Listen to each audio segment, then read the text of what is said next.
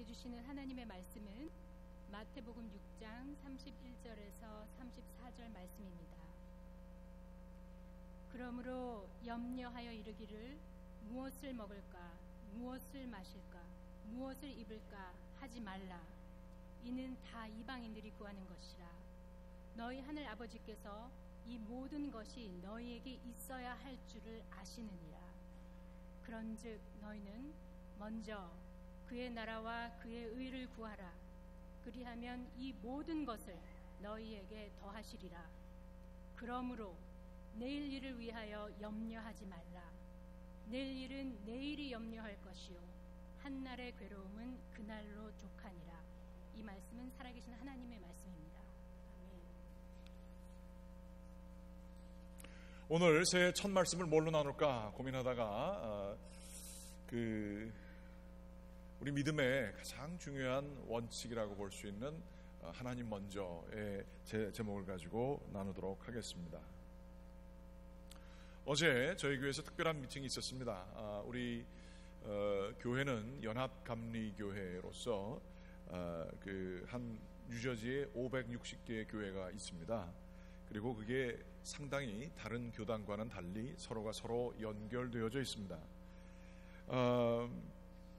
560개 교회 중에 한 20여 개가 한인교회인데요. 그 한인교회가 이 동성애 문제에 있어서 다른 미국 교회와는 확연하게 다르는 그러한 입장을 가지고 있습니다. 저희 교회도 지난주에 우리 동성애에 관한 공청회를 하게 되었습니다. 제가 주로 설명을 하고요. 그렇지만 또 여러분의 의견을 듣고자 서베이를 하게 됐어요.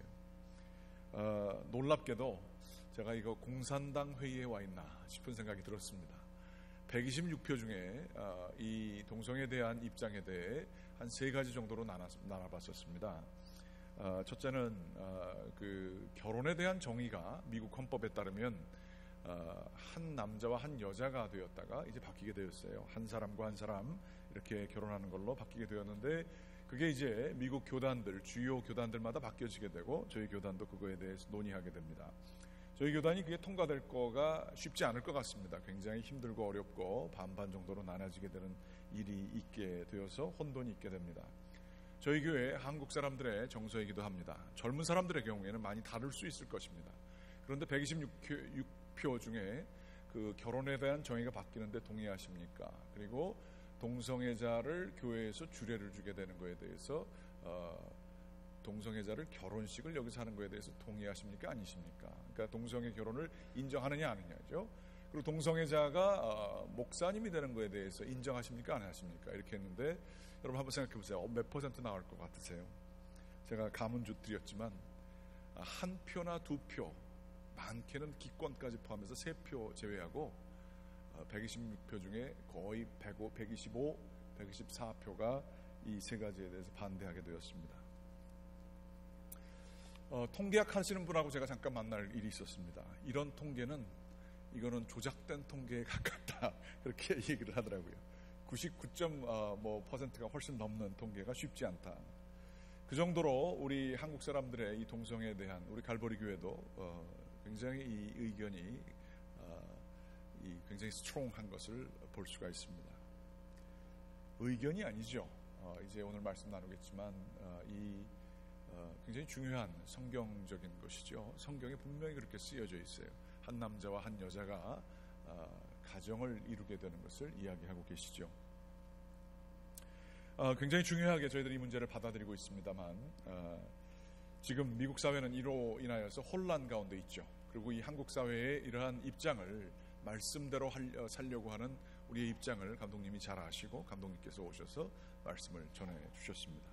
현재 돌아가고 있는 이 교단의 상황과 여러 가지에 대해서 말씀을 잘 전해 주셨습니다. 그러던 대화 중에 한 분께서 이런 얘기를 하셨습니다. 한국 분이 어떻게 하다가 새벽기도 예배 끝나고 같이 가자 그래서 여기 왔다가 이런저런 얘기가 교단에서 돌아간다는 얘기를 듣고 이러한 식의 얘기를 하셨습니다. 자신이 간호사라고 얘기를 하셨습니다. 그리고 ER에서 근무를 많이 하는데 이머전시 룸에 가장 먼저 들어오게 되면 중요한 게 있답니다. 그것은 CPR이라고 합니다. 심폐소생술을 반드시 한다는 거죠. 팔과 다리가 부러졌을지라도 그리고 그것을 고치는 게 심각해 보일지라도 가장 중요한 먼저를 이 심폐가 소생되지 않으면 사람이 죽을 수 있다는 것입니다. 다른 희생이 있을지라도 우선순위를 가지고 이 사람을 살리는 게 제일 먼저라 하는 것이죠.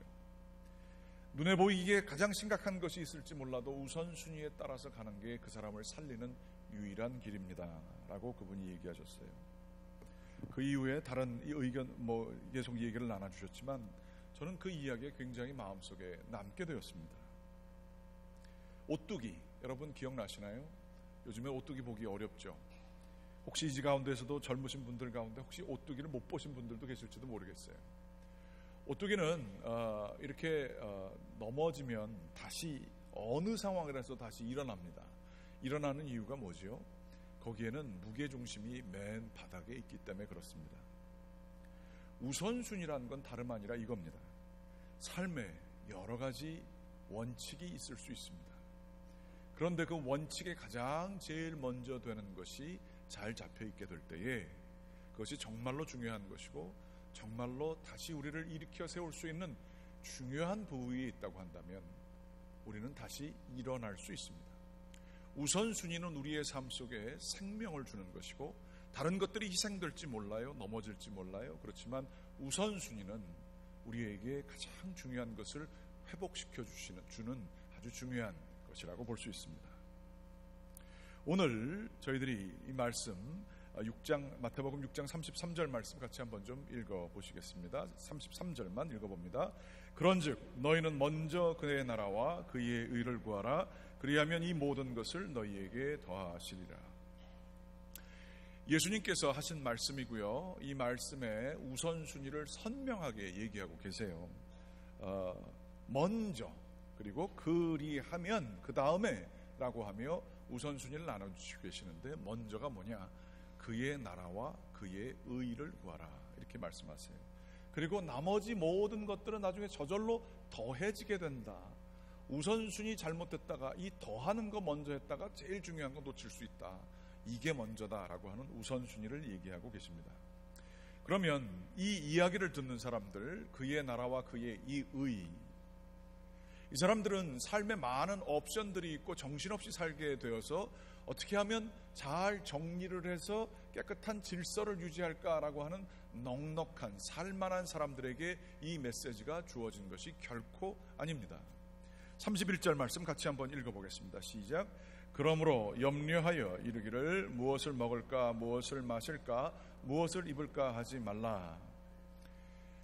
먹는 거 입는 거 마시는 거에 대해서 늘 어디 가면 먹을 수 있지 어떻게 하면 살 수 있지라고 하는 기본 생존권을 염려하는 사람들에게 주어진 얘기예요.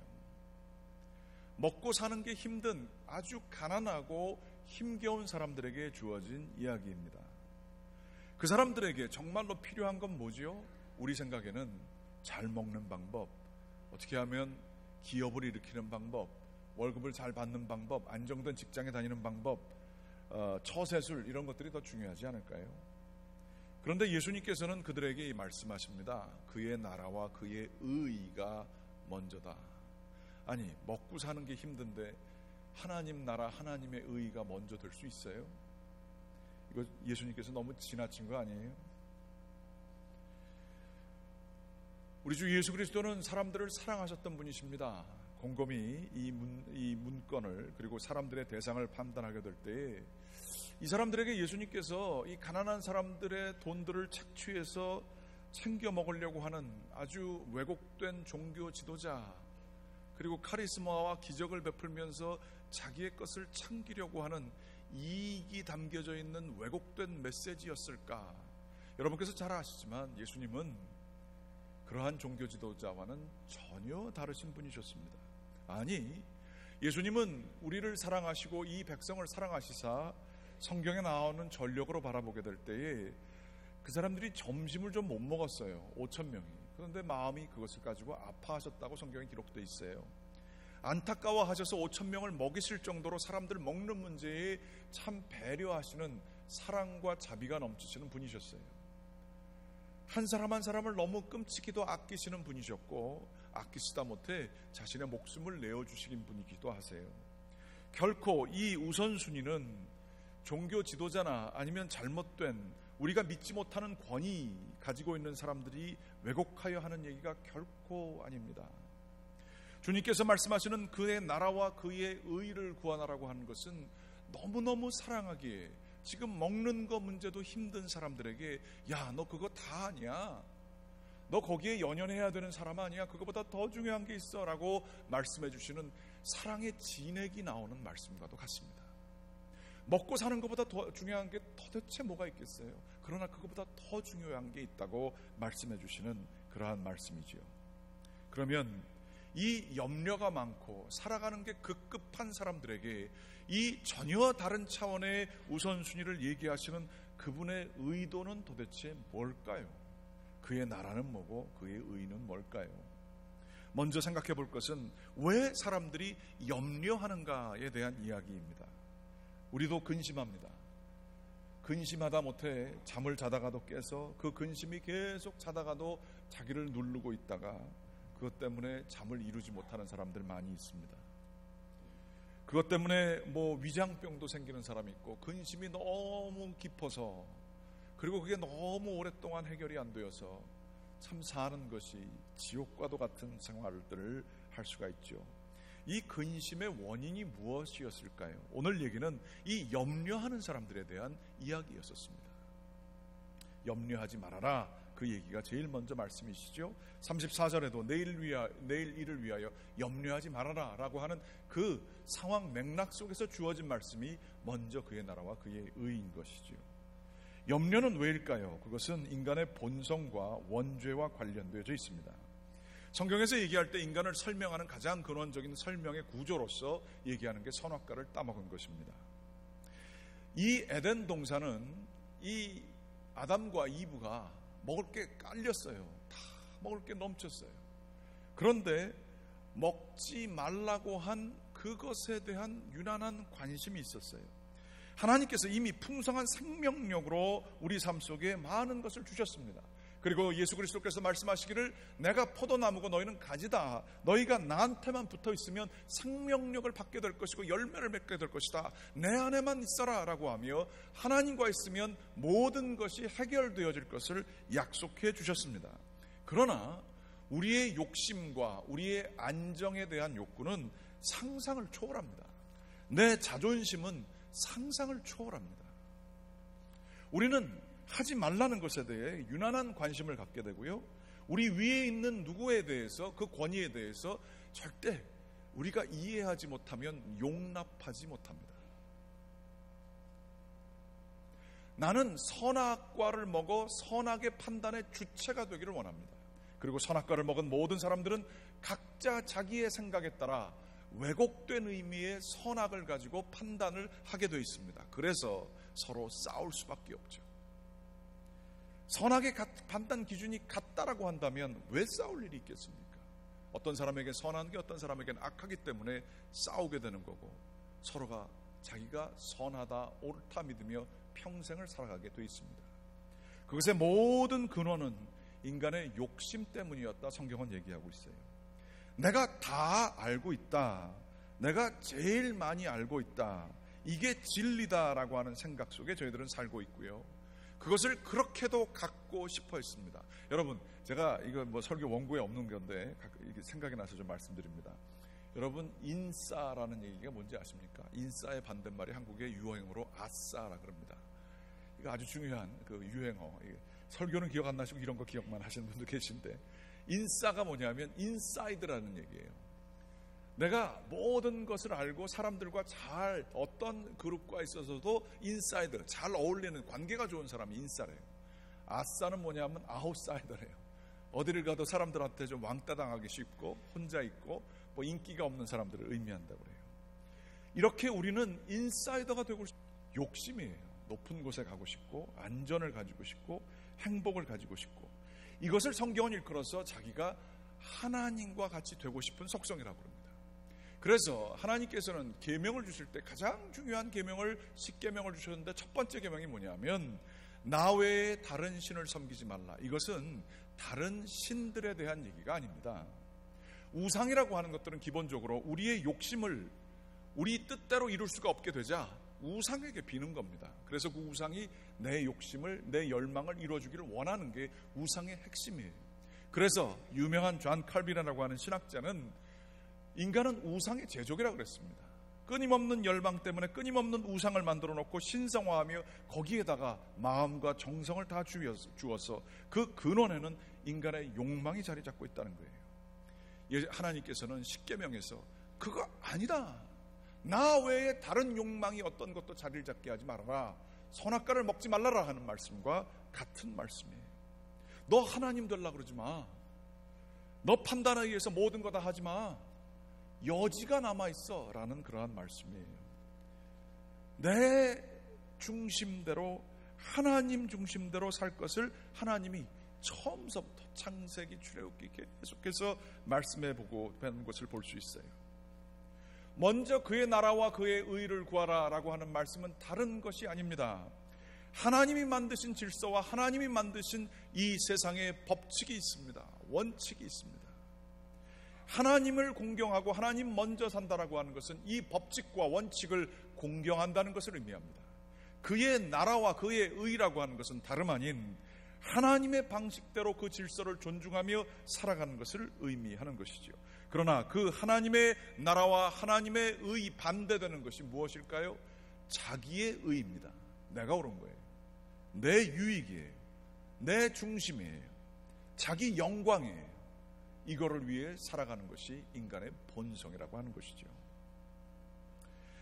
이것이 대표적으로 역사 가운데 나타나는 것이 사사기의 맨 마지막에 나오고 있습니다. 사사기 21장 15절 말씀 같이 한번 읽어보시겠습니다. 같이 한번 읽어보시겠습니다. 같이 한번 읽어보면 좋겠습니다. 사사기 21장 15절 말씀입니다. 제가 읽겠습니다. 그때에 이스라엘의 왕이 없으므로 사람이 각기 자기의 소견에 옳은 대로 행하였더라. 왕이라고 하는 통치 체계, 왕이라고 하는 그 통치의 질서, 이런 것들을 따르게 될 때에 백성들이 연합하여 한 체계로 나갈 수 있는데, 왕이 없다는 얘기는 통치 체계와 질서가 없었다는 얘기를 의미합니다. 특별히 이 사사시대에는 왕이 없었어요. 그러면 당연한 거 아니에요? 그렇지만 이 왕이 없었다는 얘기는 무엇일까요? 그것은 다름 아닌 하나님께서 왕이셨어요. 사사들을 필요할 때마다 세우셨고 영감을 주셨고 그들을 통해서 나라를 다스렸습니다. 필요할 때마다 하나님께서 지혜를 주셨고 필요할 때마다 모든 것이 불확실하지만 하나님께서 역사하셔서 필요한 것들을 채워주셨어요. 그런데 다른 나라와 싸우다 보니까 비효율적으로 보이는 거예요.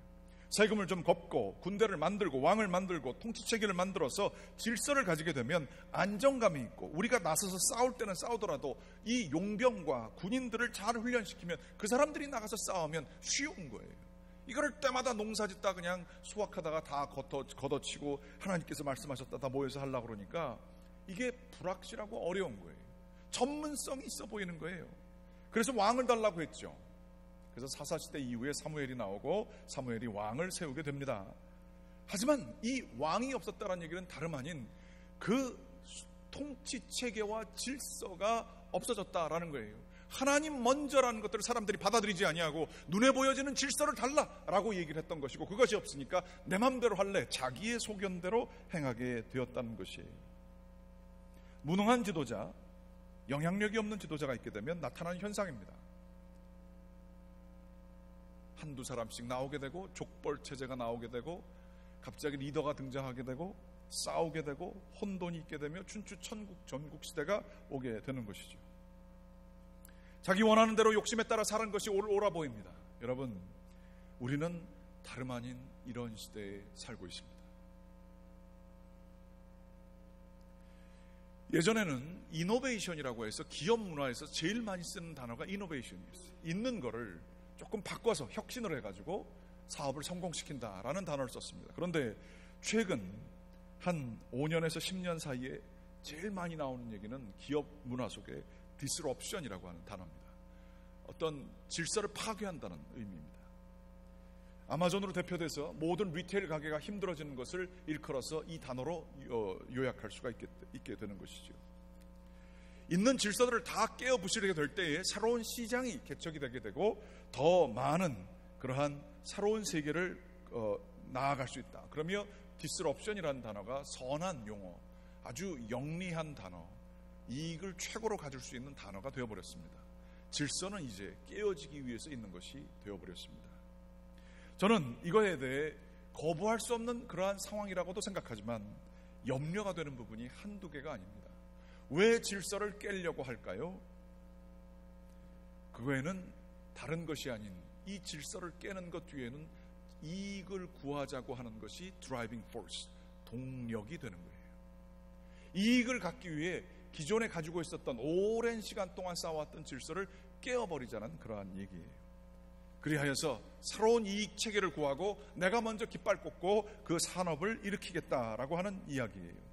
이것과 더불어서 아주 중요하고 심각한 도전이 있는 것은 이 사회의 모든 질서와 이 사회의 모든 권위가 이제는 존중받지 아니하고 깨어질 것 정도로 인식이 되고 있다는 사실이에요. 상식에 대한 존중이 없어졌으며 가장 중요한 질서에 대한 존중하는 마음이 사라지고 있어요. 나의 이익과 내가 원하는 것들을 강력하게 원하는 이익을 위한 강력한 의지가 성공의 비결로 존중받고 있어요. 저는 이게 다름 아닌 사회가 깨어지는 현상의 일부라고 생각하며 또한 하나님 먼저의 삶이 없어지는 데에 이러한 문화가 이것으로 반영하는 게 아닌가 생각을 합니다. 조금 어려운 얘기지만 예전에 제가 목회 칼럼으로도 나눈 적이 있고 여러 차례 이 모양 저 모양으로 말씀드렸지만 오늘 또 말씀드리겠습니다. 철학적인 얘기입니다. 한 5분 동안 좀 정신을 놓으셔도 됩니다. 집중하실 수 있으면 집중해 주십시오. 서구 문화 속에 몇백 년 동안 가장 중요하게 등장하였던 것이 자유주의와 개인주의입니다. 개인의 선택할 수 있는 권리가 아주 중요하게 되었습니다. 개인의 선택할 수 있는 자유가 매우 중요하게 되었습니다. 개인의 권리, 휴먼 라이트이 굉장히 중요하게 되었습니다. 어떠한 강한 오래된 전통, 그러한 전통이라 할지라도 개인의 자유와 선택권, 권리가 가장 중요하게 된 것을 일컬어서 개인주의, 자유주의라고 하게 되는 것이죠. 이것을 보장하는 것, 모든 개인에게 동등한 기회를 주는 것, 그리고 모든 개인에게 선택권을 주는 것을 일컬어서 justice, 정의라고 합니다. 이게 똑바로 돼야죠. 페어하게 돼야죠. 라는 생각입니다. 그것의 가장 대표적인 형태로 도덕적으로 사람들이 열심히 노력하는 게 소수자의 권리를 위해서 살아가는 겁니다. 이 자유주의와 개인주의는 상당히 긍정적인 역할을 서구문화 속에서 하게 되었습니다. 여성들의 권리에 대해서 소수자로서 보장을 하게 되었죠. 흑인들과 더불어서 소수 인종들의 권리를 보장하는 데 이 개인주의와 자유주의는 아주 큰 역할을 하게 되었습니다. 정말로 바르게 많은 사람들에게 존중을 할 수 있는 그러한 억압적인 전통 구조를 바꾸는 역할을 해왔었습니다. 그런데 모든 거에는 지나침이 있습니다. 아무리 좋은 것도 지나치면 되지 않는 것이지요. 이제 이 소수자에 대한 이야기는 정말로 많은 사람들에게 영향을 미쳐서 성소수자라는 이야기가 나오게 되었고요. 그들의 아픔이 있습니다. 이해해야죠. 하지만 이것과 더불어서 놓치는 것들이 등장하기 시작했으니 하나님의 창조 질서를 놓치게 되었습니다. 가정, 이건 이제 안 지켜도 돼요. 내 마음대로 원하는 사람과 살다가 헤어져도 그만이고 가정 그렇게 가져야 되는 거 아니에요. 이제 선택이에요. 화려한 거예요. 마음에 맞으면 이룰 수도 있고 안 맞으면 안 살 수도 있어요. 가정을 끝까지 이루어야 될 이유는 하나도 없습니다. 기준을 점점 잃어버리게 되고 개인의 그 선택과 이익이 중요하게 되며 모든 기존 질서들이 disrupted, 파괴되어지는 세상 속에 저희들이 살고 있어요. 이거는 저희 안에 우리도 모르는 사이에 저희의 생각 속에 한국 사회에서는 10년 전보다 훨씬 더 강하게 이 목소리들이 들려오고 있습니다. 그런데 이 지나친 거에 반하여서 계속 오랫동안 있었던 귀중한 전통이 하나 있습니다. 오래된 전통. 그것은 공동체주의입니다. 덕이라고 하는 용어가 가장 중요하죠. 영어의 virtue라고 하는데 이 virtue란 단어는 아이들이 무슨 뜻인지도 이제 모르는 고어가 돼버렸습니다. 나보다 다른 사람들을 위하는 사람, 그것도 눈에 보이지 않게 행하는 사람을 일컬어서 음덕이 있다라고 얘기합니다. 사람들을 배려하여서 지혜를 가지고 전체를 바라보는 사람, 자기를 오히려 낮추더라도 사람들을 살리는 것을 일컬어서 미덕이라고도 합니다. 이 덕이 있다라는 사람, 덕이 넉넉하다라고 하면 후덕이라고도 하지요. 이러한 사람들은 철저히 공동체와 타인을 위해서 존재합니다. 그래서 지혜를 가지고 그 사람도 살 뿐만 아니라 결국에는 자기도 살게 되는 것이 덕이라고 하는 것의 아주 근원적인 내용입니다. 저스티스는 평행구조로서 옳고 그른 것만을 바라보고 거기에 칼날을 들이댑니다. 그런데 이 공동체주의에서는 굿이 있어요. 선한 게 있어요. 근데 그보다 좀 더 나은 베터가 있어요. 그리고 베스트가 있어요. 좋은 거예요. 하지만 그거보다 더 좋은 게 있어서 좋은 것들을 기꺼이 희생할 수 있는 이 질서가 있어요. 희생이 있어요. 헌신이 있어요. 왜냐하면 베스트가 따로 있기 때문에. 이러한 공동체주의가 이 사회 속에서 완전히 사라지기 시작했어요. 교회도 철저히 소비주의와 개인주의가 됐어요. 교회가 나에게 무엇을 줄 것인가? 이게 훨씬 중요합니다. 내가 뭘 줄 거는 공동체를 살리는 얘기는 나와 관계없는 얘기가 돼버렸어요. 교회는 원래 전혀 그런 데가 아닙니다. 고린도전서 10장 23절서부터 24절까지 보게 되면 이런 얘기가 쓰여져 있어요. 같이 한번 읽어보시겠습니다. 모든 것이 가하나 모든 것이 유익한 것은 아니요 모든 것이 가하나 모든 것이 덕을 세우는 것이 아니니 누구든지 자기의 유익을 구하지 말고 남의 유익을 구하라. 모든 것이 가능해요. 충분히 그럴 명분과 대의가 있어요. 하지만 그것이 다 좋은 것만은 아니라는 거예요. 덕을 세우는 게 있다는 거예요. 자기 것만을 다 유익하게 되면, 구하게 되면, 자기 유익만 구하게 되면 망한다는 거예요. 남의 유익을 구해 공동체를 만드는 거예요. 교회의 본질입니다. 예수 그리스도는 누구이십니까? 충분한 자기 권리가 하늘에 있으셨어요. 하나님의 아들이셨고 하나님 자신이셨습니다. 그러나 우리를 사랑하기 때문에, 사랑이란 단어가 거기서 나오는 거예요. 두 개인이 서로 좋아하는 건 사랑이 아니에요. 성경에서 얘기하는 사랑이 아니에요. 사랑하기 때문에 자기를 낮추시고 자기를 희생하사 무덤에 이르시기까지, 십자가에 가시기까지 사람들을 살리는 일을 하셨고, 이 예수 그리스도의 공동체주의 때문에 우리는 구원을 얻게 되었습니다. 그리고 교회는요, 그거 따라하려고 하는 직분자들은요, 이거 하겠다고 직분 받은 겁니다. 나를 낮추고 나를 겸손히 하며 나의 것을 희생하여 공동체의 베스트를 구하는 것, 사람 살리는 일, 내 거보다, 이게 교회의 핵심 가치입니다. 그러나 자기의 유익을 구하고 자기 것만을 추구하는 이 삶 속에 우리들은 모든 것이 망하게 되는 것들을 경험하게 됩니다. 가장 중요한 우선순위가 사라지게 됩니다. 약자들이 피해를 보게 됩니다. 어려운 사람들이 고생하게 되어 있습니다. 더욱더 고생하게 되어 있습니다. 내 것만 챙기고 내 이익만 가지고 내 생각만 하게 될 때에 우리는 하나님을 잃어버리게 되어 있습니다. 전 자신 있게 얘기할 수 있어요. 자신 있게 얘기하는 게 너무 슬퍼요. 앞으로의 세대는 이 자유주의가 팽만하고 지나치게 되어 자기의 권리는 있을지 모르지만 영적인 공허 상태, 나를 사랑해주는 사람이 아무도 없는 거예요. 나를 위해서 그저 계속 존재해줄 사람이 아무도 없는 거예요. 우리의 자녀들은, 우리의 부모들이 참된 이 희생과 헌신을 통하여 덕을 가지고 공동체를 세우는 역할을 못하게 될 때에 그들은 그게 뭔지도 모르는 자유주의 속에서 생각을 다 구성하고 살게 될 것이며, 결론적으로는 그들은 진정으로 무엇이 우선순위인지, 생명길이 뭔지, 오뚜기처럼 사는 게 뭔지, 말씀대로 살아가는 것의 귀중함이 뭔지를 전혀 부모를 통해 배우지 못하고 교회에서도 발견하지 못하여 공허하고 혼돈과 질서가 없는 상황, 창조 이전에, 하나님이 창조하시기 이전에 험한 세상으로 흘러가게 될 것입니다. 우리는 우리의 것만을 추구하게 될 때 우리도 모르는 사이에 우리는 혼돈을 불러오게 되는 것이죠. 하나님 먼저라고 하는 이 이야기는 너무너무 중요합니다. 시대를 역행하는 것뿐만 아니라 시대를 살리는 길이 될 것입니다.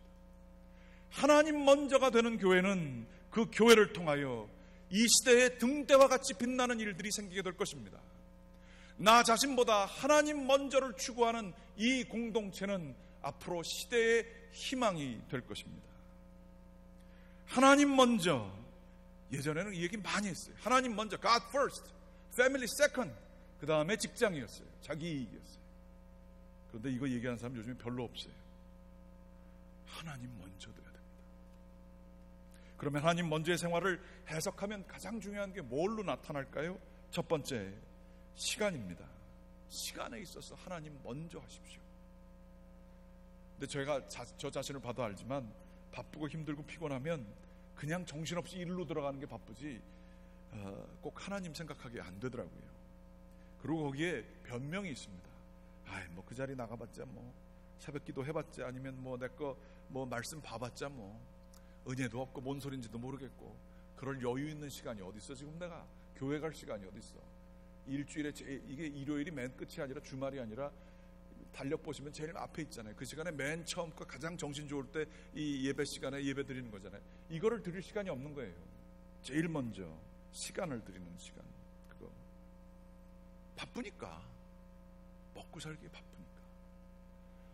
무엇을 먹을까, 무엇을 입을까, 무엇을 마실까 염려하지 말아라. 먼저 그의 나라와 그의 의를 구하라. 그리하면 그 모든 것을 더하시리라. 우리 이거 믿는 사람들입니다. 기도하십시오. 하루의 시작에 기도하십시오. 하나님 앞에서 자기를 묵상하십시오. 정말로 내가 이게 너무 정신없이 살지 않았나? 하나님 보시기에 바른 원칙에 따라서 살았나?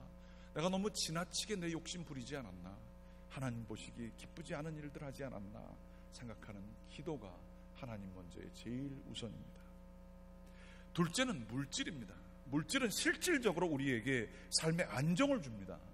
물질은 우리에게 정말로 살아갈 만하게 만드는 눈에 보여지고 손에 잡혀지는 것들입니다. 쉽게 빠져나가서 그렇지. 이 물질은 우리에게 정말로 복을 주는 수단들입니다. 이 물질은 너무 중요하죠.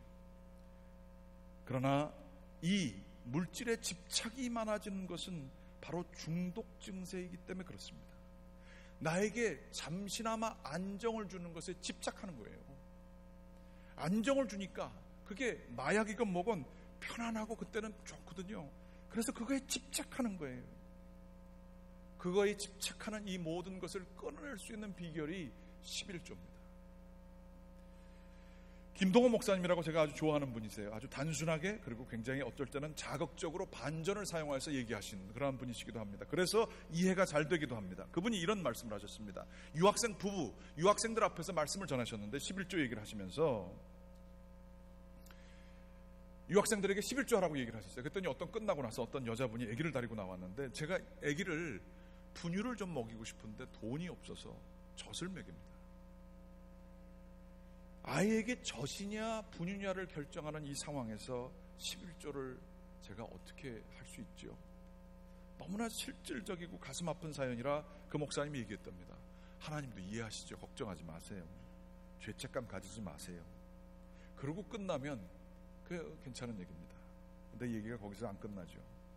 저도 그 다음 얘기를 듣고 이건 이 양반 너무하시네 그런 생각이 들었어요. 그런데 하나님은 좀 밀어붙여셔야 됩니다. 좀 이렇게 하나님은 벼랑 끝으로 몰아주셔야 하나님이 기적을 행하십니다. 11조 한번 그래도 한번 해보시지 않겠어요? 그 다음에 어떻게 되는가 한번 보시지 않겠어요? 라고 얘기를 하셨습니다. 이거 너무 지나친 거 아니에요? 종교가 착취하는 거 아니에요? 그런데 제가 이분의 얘기에 대해서 다르게 생각하게 된 것은 오늘 말씀입니다. 먹는 거 마시는 거 뭐 먹을 게 너무 많아가지고 뭘 먹을까 그런 얘기가 아니고 먹는 거 마시는 거 생존권을 염려하는 사람들 데리고 예수님이 그러셨어요. 야, 너 그 존재 아니야. 먹고 사는 거에 끝나는 존재 아니야. 너의 참된 숭고함, 삶의 질서는 먼저 그의 나라와 그의 의야 라고 말씀해 주셨습니다. 10% 큽니다. 10% 있으면 그걸로 그 없는 보험도 들 수 있고요. 10%로 미래를 준비할 수도 있습니다. 그 10% 너무 귀중합니다. 하지만 하나님 앞에 이것을 드리게 되는 것은 우리의 우선순위, 삶이 살아가게 되는 것, 오뚜기가 다시 서게 되는 것, CPR을 하는 것과 같은 것입니다. 저는 제 목회를 여러 가지로 보면서 저는 이런 얘기 하도 교회에서 자라날 때 많이 듣고 나서요, 이거 안 하는 게 좋겠다고 생각을 마음속에 했어요. 그리고 은혜 받으면 하는 거라고 저도 생각했습니다. 은혜 받으면 다들 알아서 한다고 생각했습니다. 그리고 그렇게 지금도 믿고 있습니다. 하지만 곰곰이 생각해보면 만약에 그렇게 믿고 모든 사람들의 자율성을 존중하느라 하나님 먼저에 대해서 약하게 전했다고 한다면, 하나님 먼저에 대한 메시지를 제대로 전하지 못했다고 한다면, 하나님 먼저에 대해서 승부를 거는 게 생사가 달린 문제를 제대로 전하지 못했다고 한다면 저는 나쁜 목사였었습니다. 여러분, 돈의 문제, 시간의 문제에 있어서 합리화하지 마세요. 여러분의 상황이 그렇게 특별하지 않습니다. 철저히 하십시오. 살 길입니다. 무게중심이 실리는 길입니다. 아멘. 한 분만 하셨어요. 하나님 앞에서 하나님 먼저 도는 삶을 사는 것이 새해의 첫 메시지, 제가 가장 드리고 싶은 메시지였습니다. 그 다음 몸입니다. 헌신하십시오. 생존을 위한 몸 쓰다가 이 몸 끝날 때까지 내 몸을 지키기 위해서 살다가 이 몸이 존재하는 이유가 뭔지도 모르고 몸 구하려고 그러다가 내가 편안한 거 구하고 내 몸 누일 집을 구하다가 먹는 거 구하다가 몸이 끝나는 일, 얼마나 바보 같습니까? 그릇이 그릇을 위해서 존재하는 것과 마찬가지입니다.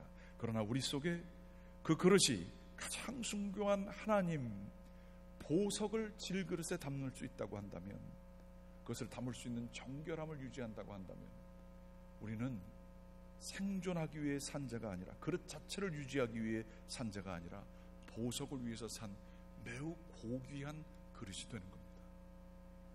여러분, 여러분의 몸을 하나님을 위해서 사용하십시오. 여러분의 몸뚱이를 하나님이 있는 곳에 처신하십시오. 하나님을 위하여서 여러분의 팔과 마음과 다리와 정성을 다하여 무언가를 하십시오. 다른 게 다 안 되시면 이 예배의 자리라도 몸을 늘 가져다 놓으시기 바랍니다. 그게 바로 우리가 질그릇의 보배를 갖는 길입니다. 더 드릴 말씀이 많이 있지만 하나님 먼저, 이 가장 중요한 생명을 지킬 수 있는 이 말씀, 이 원칙, 이것을 통하여 사회가 살아나고 가정이 살아나며 교회가 살아나고 하나님이 우리 가운데 역사하시는 삶을 살게 되기를 주님의 이름으로 간절히 축원합니다. 기도하시겠습니다. 아버지 하나님, 주님께 영광 돌립니다. 저희에게 살 길을 보여주셔서 감사합니다. 생존을 위해서 살아가는 짐승이 되지 않게 도와주셔서 감사합니다. 저희로 하여금 숭고한 것을 바라볼 수 있는 마음 주셔서 감사합니다. 저희에게 하나님 뜻 알면서 살게 해주셔서 감사합니다.